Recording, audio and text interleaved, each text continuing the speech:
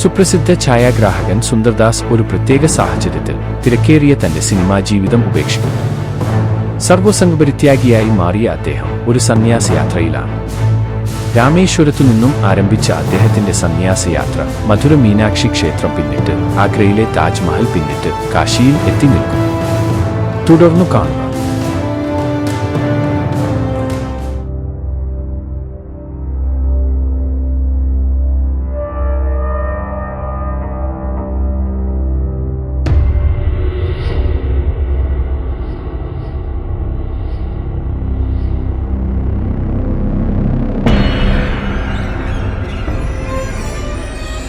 ഭാരതത്തിലെ ശൈവാരാധകർ പ്രഥമ പരിഗണന നൽകി തീർത്ഥാടനത്തിനെത്തുന്ന കേന്ദ്രങ്ങളിലൊന്നാണ് കാശി വിശ്വനാഥ ക്ഷേത്രം.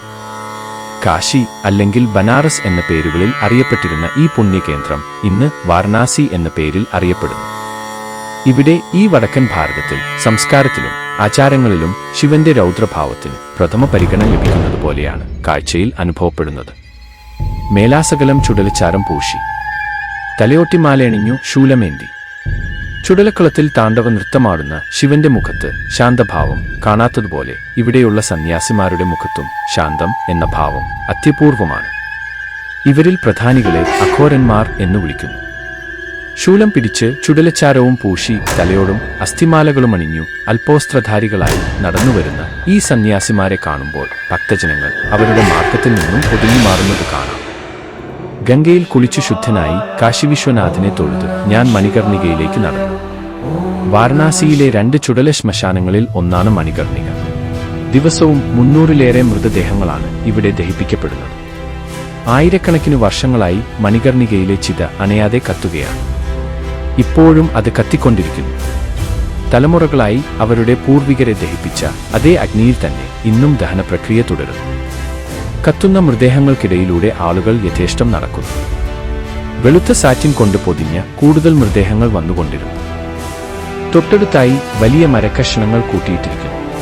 അവരെ സംബന്ധിച്ചിടത്തോളം കൂടുതൽ മരണങ്ങൾ എന്നാൽ കൂടുതൽ വ്യാപാരം മാത്രമാണ്.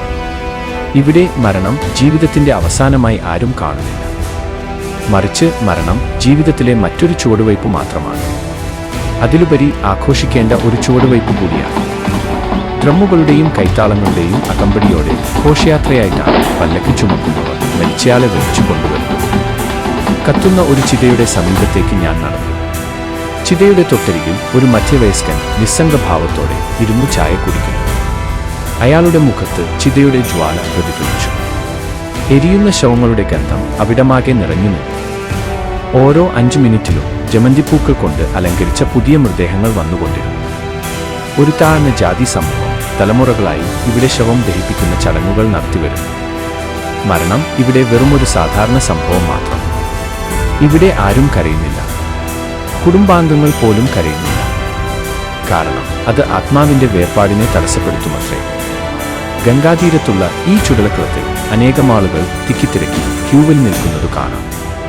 മരിച്ചുപോയ ബന്ധുക്കളുടെ ശവശരീരങ്ങളുമായി ലോറികളിലും മറ്റു വാഹനങ്ങളിലുമായി ദൂരദേശത്തു നിന്നും എത്തിയവരാണിവർ. ശവങ്ങൾ ദഹിപ്പിച്ച് ചാരം ഗംഗയിലൊഴുക്കി മരിച്ചവർക്ക് മോക്ഷം ഉറപ്പുവരുത്താനാണ് ഇവർ തിക്കിത്തിരക്കുന്നത്. തിരക്കുമൂലം പലപ്പോഴും ശവങ്ങൾ പൂർണ്ണമായി ദഹിച്ചു തീരുന്നതിന് മുൻപ് തന്നെ ഗംഗയിലേക്ക് വലിച്ചെറിയുന്നത് ഇവിടെ പതിവ് കാഴ്ചയാണ്. ഗംഗയിൽ വീഴുന്ന ശവങ്ങൾക്ക് പരിശുദ്ധിയും മോക്ഷവും ഉറപ്പുവരുത്തുമ്പോൾ ഗംഗ മലിനവും പങ്കിലവുമായി തീരും. സകല മനുഷ്യരുടെയും കൊടിയ പാപങ്ങൾ മുഴുവൻ ഏറ്റുവാങ്ങിക്കൊണ്ട് ഗംഗ ശാന്തമായി ഒഴുകും. ദഹിപ്പിക്കാൻ കൊണ്ടുവരുന്ന ശവങ്ങളിലൊന്നിൽ അഘോരക്ഷി തൊട്ടാൽ മോക്ഷം ഉറപ്പായെന്നാണ് മറ്റൊരു വിശ്വാസം. അതിനാൽ പിന്നെ ആ ശവം ദഹിപ്പിക്കേണ്ടതില്ല. ശവത്തിൽ തൊട്ട അഘോരക്ഷിക്ക് മാത്രമാണ് ആ ശവത്തിനു മേലുള്ള പൂർണ്ണ അവകാശം. അയാൾ ആ ശവവും തോളിലേറ്റി നടന്നു മറയും. എന്നാൽ സാധാരണ ശവങ്ങളിലൊന്നും അഘോരക്ഷിമാർ തൊടാറില്ല. പ്രായം കുറഞ്ഞ സ്ത്രീ ശരീരങ്ങളാണ് അവർക്കു വേണ്ടത്.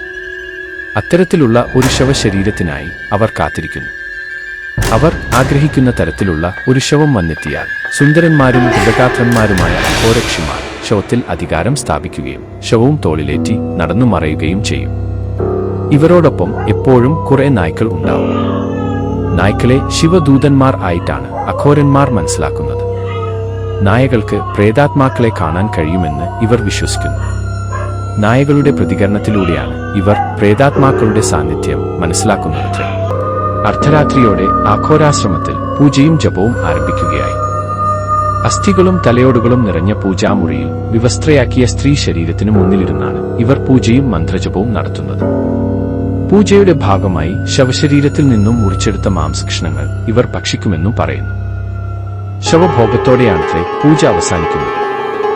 നേരം പുലരുമ്പോൾ ഇവർ ശവം ഗംഗയിൽ ഒഴുക്കും. എത്ര വിചിത്രവും അവിശ്വസനീയവുമായ ആചാരങ്ങൾ!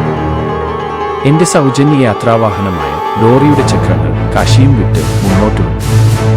ഹരിദ്വാർ, ഋഷികേശ്, ഗംഗോത്രി, ഗോമുഖ്, ഇങ്ങനെ പുണ്യകേന്ദ്രങ്ങൾ പലതും പിന്നിട്ടു കഴിഞ്ഞപ്പോൾ അഘോരന്മാർ അശാന്തമാക്കിയ എന്റെ മനസ്സിൽ വല്ലാത്തൊരു ശാന്തിയും സമാധാനവും ലഭിച്ചു തുടങ്ങിയിരുന്നു. Thank you for watching. Stay tuned for the next episode. Goodbye.